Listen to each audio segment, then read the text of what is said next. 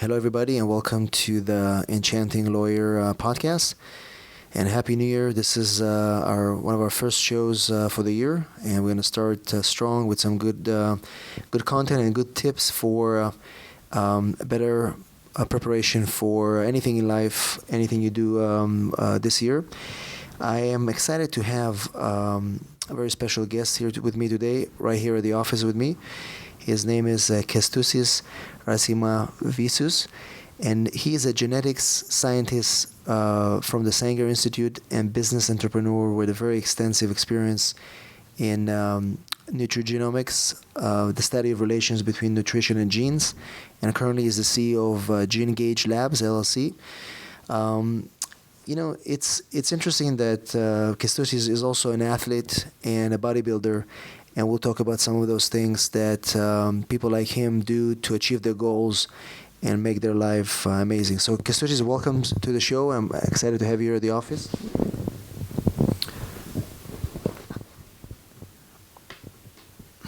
Thanks, Jacob. It's great to be here. And we talked a little bit before starting the recording, but I wanted you to share a little bit about your background, where you're from, and how you got in from being started as an athlete, continue being an athlete, but getting into the science field. Just a little bit about your background. The first I started doing sports when I was 8 years old, so at a very early age. And I think this is one of the important things to start early. I gain a lot from that, from starting early, because sort of you indoctrinate yourself in a positive way. I started doing judo when I was 8 years old. I had great coaches. They taught me a lot. They taught me about morals. They taught me about discipline and respect for your opponent, and never use the force on the street and things like that. So that's where my journey started. And at the age of 14, I had a head injury during one of the training sessions when I just blacked out completely, and I woke up walking around in circles outside the dojo.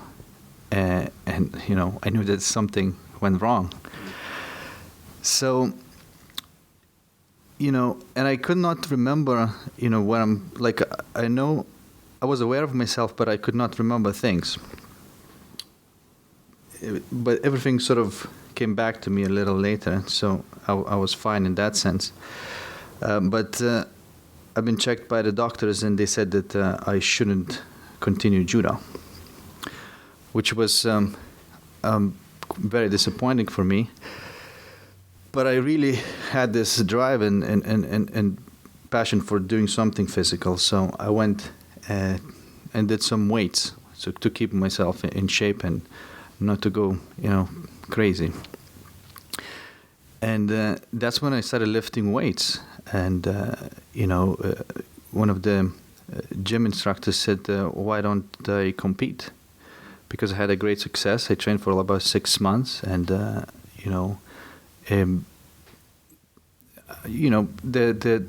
improvement was very fast. So I went out and competed. I won these shows, during my teen years, and that's when I started thinking about being the greatest at what I do. And, everything sort of boiled down to genetics. And because at the top level, everyone doing the best that they can do to win. They have great discipline. They have all the knowledge and dedication and everything that it takes for someone to be a champion. And yet only few make it. Only few make it at the very top. So I immediately got curious of what is going on here. Why only a few? As much as a drive or willpower you have, there's a lot to do with your genes. What cards have you been dealt? So I looked at it and these great bodybuilders at the time, Ronnie Coleman, Flex Wheeler, and others, and I asked myself, can I stand next to them? And of course, how soon? And I looked at how long was I training and how long they were training before they went professionals. And I realized that I'm training about the same as they are, and yet I'm still at a local level. So I thought that at this point, genetics mattered so much that I probably would never stand next to them. I could probably qualify for really high, level professional, but I could never be the best at it. That's when I sort of decided not to continue that anymore. Right. And so it's interesting that you say that because, a lot of our listeners are professionals, attorneys, accountants, entrepreneurs. So you think that based on your research, of what you learned over the years, if you don't have the genes to succeed, to be the best, what can you do to still excel and try to get there as close as possible to that? Well, myself, I don't want to do anything where I know that I can't be the best. Mm-hmm. So that's my philosophy. And of course, other people may have a different opinion, and they may say, well, I just want to see how far I can get. Right. Even though I may not be the best, but let's just see how far I can get. And no, of course, just recently, after 16 years of break, so to speak, from judo, I started doing judo again, simply because I needed some sort of activity that I enjoy doing it, a physical activity, because I've noticed that I'm getting a bit complacent and I needed to do something. And so I went back. I started doing, after my first training session, my coach said, why don't you compete? Because I had quite decent basis still from the early age that then I remembered quite a few things. So, and right then, I knew I have only 3 months to prepare for this competition. What can I do? How can I win this? And one obvious answer was that I need to surround myself with the best people in sports in America. And I did a little bit of research, and what I found that I'm actually in a very great location for that. That there's a dojo just half hour from me called Sanchi Judo, where one of the best people in the country train there. We have Justin Flores, who's Olympian judoka. Then we also have Ronda Rousey. She used to go to that dojo and train. So this dojo sort of acted as a vacuum for the talent, and they have open door policy. So anyone who wants to fight with these guys, they can just sign the waiver and go and fight with these guys and train together. So they really accepted me with the open arms, even though I was a white belt and completely raw, in comparison to them. But they helped me out. They coached me through, and the progress was very fast. Where at first I started and I really struggled with these guys, and in the end, just before my competition, I was quite confident going with these guys. And I don't think I would have achieved that if I wouldn't have been surrounded by these people. So I think, my advice is surround with the best out there. So I think that's great because, if you think about it, whatever we try to do, and people have goals beginning of the year, you want to try to maybe get it to the next level. But what you've done is said, you know what, I'm going to go and find the best people in my field, in the field that I want to be good at. In this case, it was judo, and then you spend 3 months with them, and you won the nationals. This just recently, which was great.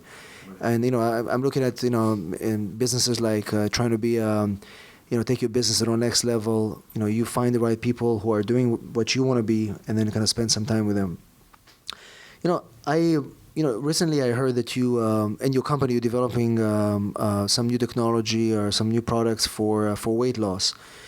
And I want to talk a little bit about that because weight loss is just one example of what people are struggling with on a regular basis, whether they are professionals, whether they are anybody. At the beginning of the year is a good time to make it as a goal. It's one of the goals. We have a lot of business goals to try to make it to the next level, but one of the goals is also to get into shape and lose weight. And what is interesting about your product is that you put it, you claim that in 90 days people can actually reach those goals. But before we talk about the product, one thing that is interesting, you identify 3 areas where make people fail in those goals. Why don't we talk a little bit about that? Because I think those areas can also apply into other areas of our life. And then we'll talk about that product, how you got to it. I don't think it's a coincidence that, successful people tend to be fit, on average, if you look at it. And because there's a lot of factors that are involved, to achieve that. And it's difficult, especially right now, losing weight. So it's sort of one of these. And of course, once you are satisfied with the weight you have, with the energy you have, you change. You act different. You have better confidence. You have better motivation, and these are the things that are obvious answers for achieving success. I think everyone needs to, handle this first, because you want to make your body strong first, and then because this is the one tool you have to achieve success. So why don't you fix that? Right. And so, to tell you a little bit about the story, how I got into this specific product. He said, I used to work at Sanger Institute, and we did a lot of research on basically on obesity, diabetes, and the heart problems. And we investigated how genes predispose someone to develop these problems. And in the end, especially at this point, we have so much knowledge and information to determine that with decent accuracy. But then we looked at that, and with my colleagues, and we actually had a discussion. So, okay, we did all this research now. Can this be applied by the people? And the answer was no, because we can't edit the genes. At the time, things are changing right now with just basically with incredible pace. And so the obvious answer, and still, gene editing, even though it's the science of gene editing and these new techniques are coming out, are just incredible. But at this point, I don't think we will have that technology available for masses, and not until 10, 25 years from now. So of course we had to solve this problem the other way. And to talk about those actually is very interesting. So I want to mention about these technologies. For example, one of the techniques called CRISPR, which is developed by Dr. Jennifer Doudna at UC Berkeley, and it's just transforming the clinical trials right now, where you can just change any gene. You can delete, you can insert, you can replace, and and you can target very well of where you want to do that. And just recently, a team in Canada, Toronto, Canada, they set out to do just that, because it was basically personal for the person working there. His name is Ronald Kahn, and his relative, a child, actually had a muscular dystrophy. Right. And usually the life expectancy is about 25 years. And I think at the time the child was 14 years old, and he's been told that he's got 3 years to cure this before he has no chance. So of course this was personal for him. So he set out and on this mission to do just that. And they managed to extract, for example, his cells and reprogram them in a lab. So in a way, there was like a healthy part of him outside his body. And of course, there's new techniques out there now that exactly what they're trying to do right now is to use these the viral vectors and to insert those genes and delete the faulty ones and insert the healthy ones in his body through these therapies, which is very exciting and going to revolutionize how gene editing and gene therapies are being employed. And of course that leads to inevitable insight that you will be able to do not just for the curing the disease, but also to make your life easier, because where there's an opportunity, humans always exploit that. Right. But we set out to identify what's going on, because we have all this information. People know about their genes, and if you test somebody, give this information, say, you're going to have problems with weight, or you may develop diabetes. Very few actually change diet, even though they know about it. So we thought, okay, what's going on? The diabetes and obesity keep on climbing, and we have all this information available. And of course, it all boils down that it's not as easy to change the habits, because it's not a matter of willpower. Because, for example, these food industries, these sugar companies, and McDonald's, they say, well, why don't you just stop eating it, right? But it's not as easy, because they know for a fact that they make this food addictive. They work really hard to make it as addictive as possible. So what happens when you ask an addict to stop using it? Most of the time, nothing. Some few people with the super, human willpower able to do that. So we're dealing with the same situation. And again, this is not a metaphor. People are addicted to the junk food, whatever it may be. Processed food. If you are consuming processed food, there's a high chance that it is made to be addictive. So I think people need to be aware of that. And so we thought, okay, if people get addicted, and a second thing that goes wrong is the energy levels. Right. The same thing. They have advice. Okay, why don't you get off your butt and go to the gym? Why don't you just do this and that? And people want to do it, but they can't, because the same situation.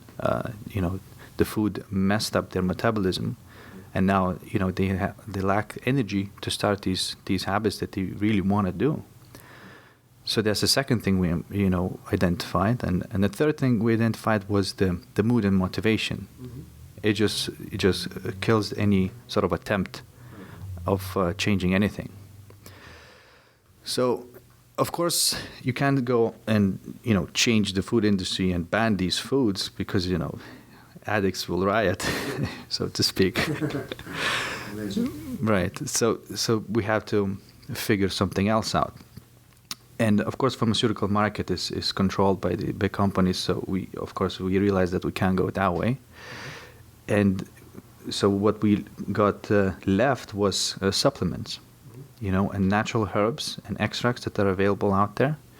And the challenge was, okay, now that we identified those three things, what can we do to help people to fight these things?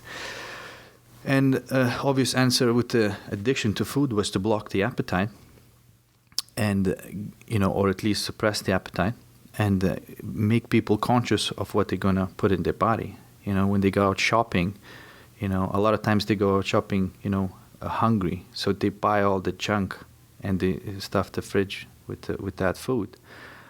So now when you're conscious of what you're going to be, eating, and there's a lot of information out there to find a healthy diet. Now is the chance for the person to stock their fridge with the groceries that they need to eat, right? And of course, they have a temptation for the cake at work, or that temptation is reduced. So now they can replace that with something else. Right. So now we have the addiction to food part solved. And the way we did it, we went out and we found these. We worked about 6 months on it to figure out what is out there. And to our surprise, actually, the appetite suppression formula was tried by one of the scientists that worked on it. His name is Dr. James Nisbet. And I saw him a week later after he began his trial. And I've noticed that his clothes are hanging off of him. And so I asked him, so what happened?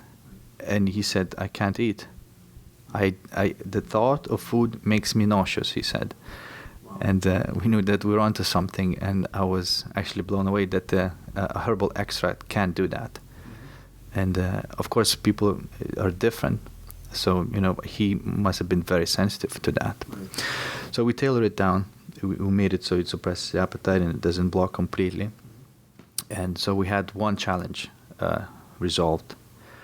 And the second was how do we improve the energy? Sure. And we didn't want to just have another stimulant out there. Mm-hmm. We wanted something that increases your energy throughout the day, and it sort of changes the way your body works, as opposed to just having this additional maybe caffeine or something and then crashing later, right. Which it's not going to help. So yeah, we tried quite a few times before we had something that helped with energy. And we tried this formula on retired boxer. Mm-hmm. And he was working at the bank at the time. And he basically let himself go. And he was obviously sitting behind a desk, inactive. He used to be, professional boxer, and you could see that he wanted to go back and do that, and he just that was all he was talking about. So we gave him this to try, see how it goes, and so he tried it, and I saw him 2 weeks later, and he lost 15 pounds of fat, and he said the most important thing is that he was back on track and doing his training, because he knew exactly what to do. But he wasn't able to do it because of these reasons, because of the energy, right? So now he, was back on track, and just recently I've heard that he's gonna go and his fight is actually coming, soon. So he decided to go back to professional boxing, and I'd like to think that we had something to do with that, yeah. And of course the last part was the mood and motivation, and we achieved that with the herbs that are used in traditional medicine in China to treat ailments such as depression. Mm-hmm. And so they have this elevated mood factor, to enjoy what you're doing, and not to be sad about it, because one of the things that goes wrong obviously when you stop an addict from using, they go depressed. So we needed to tackle that as well. So in the end, we had this, 9 ingredients. Then we call it the 9 ingredients that your fast cells hate, and it's basically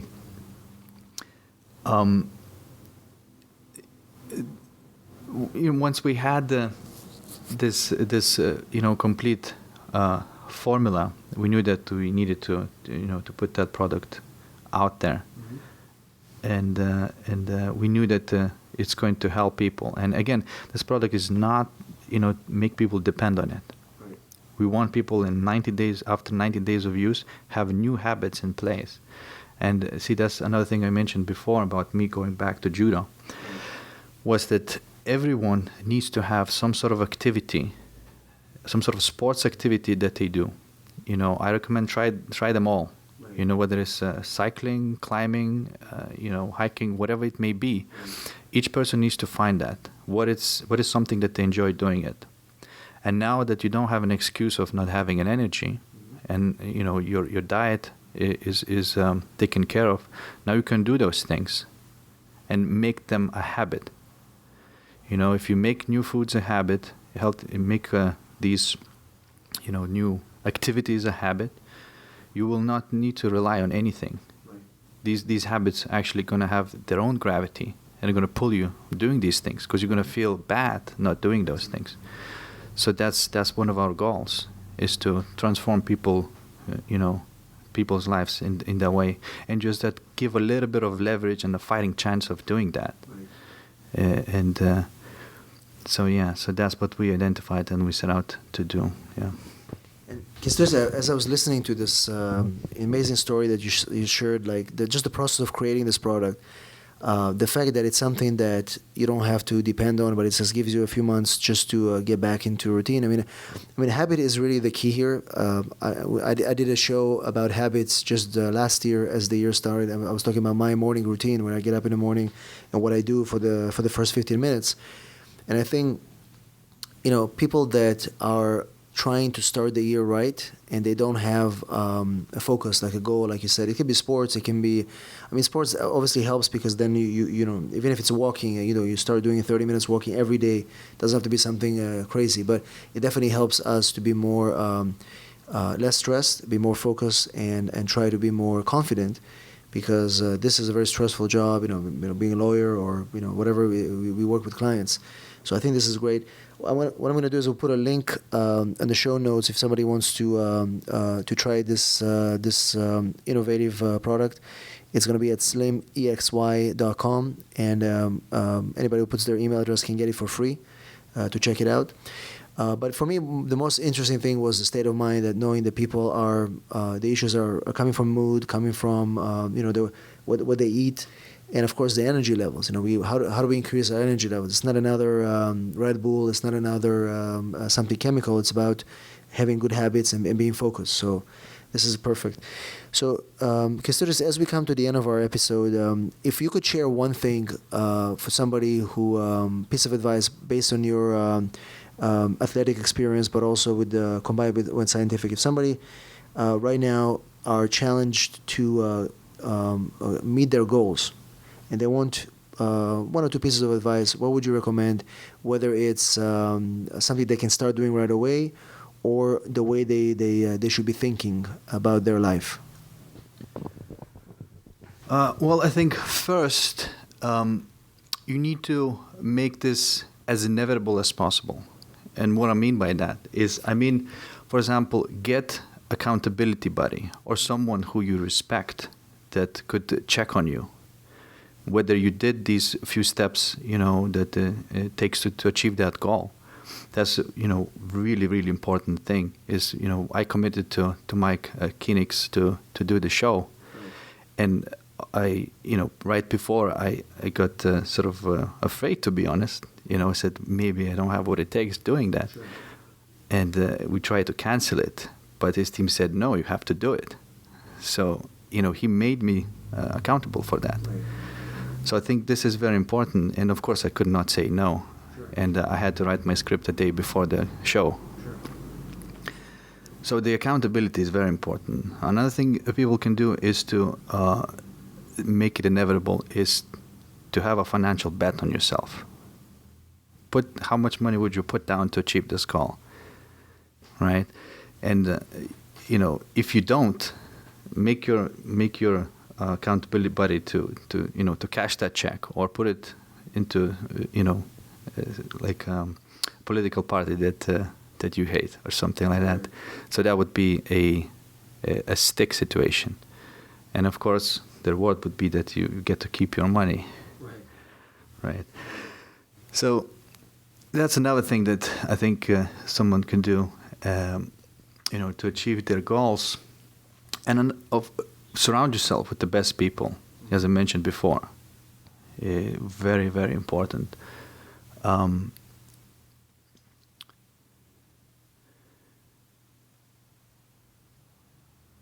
And really, there's a lot of things out there. And these are just a few at the top of my head. But I think, if from what I hear from you, and just like if you think it, you probably can achieve it. You just have, but not everybody can be a superhuman, but you can come close to being one. Okay.